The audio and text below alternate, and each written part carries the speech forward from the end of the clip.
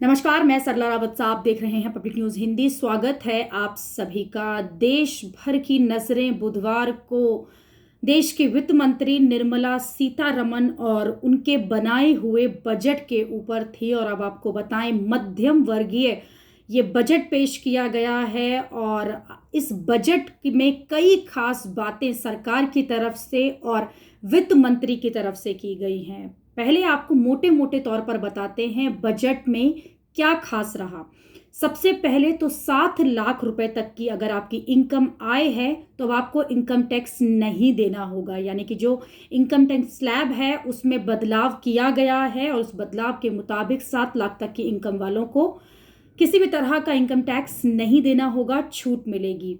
उसके बाद स्लैब जो है आगे के लोगों के लिए है जिनकी इनकम आय जो है 7 लाख से ज़्यादा की है, उन्हें अलग अलग कैटेगरी में अब इनकम टैक्स देना होगा। दूसरी बात जो इस बजट में बड़ी रही है वो है किसानों से लेकर स्टार्टअप तक सभी जो पहलू हैं उनको वित्त मंत्री ने छुआ है, उन पर बात की है।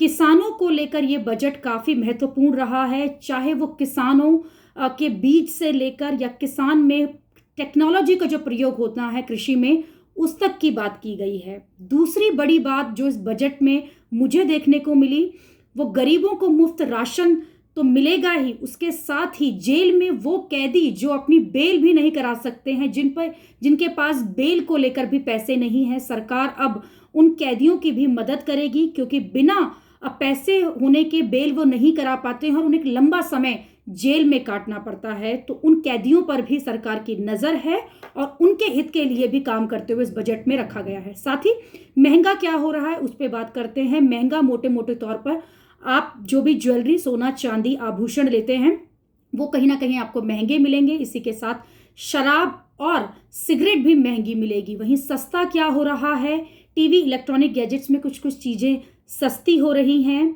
इसी के साथ इस बजट में एक बार फिर शिक्षा को लेकर और स्वास्थ्य को लेकर बड़े वादे किए गए हैं। 2023 और 2024 का ये बजट मध्यम वर्गीय बजट कहलाएगा और जो भी लोग इस बजट को समझ रहे हैं, जो जानकार हैं बजट के, उनका ये कहना है कि सरकार एक ऐसा बजट लेकर आई है कि जो 2024 के इलेक्शन को देखते हुए कहीं ना कहीं आम जनता को लुभाएगा।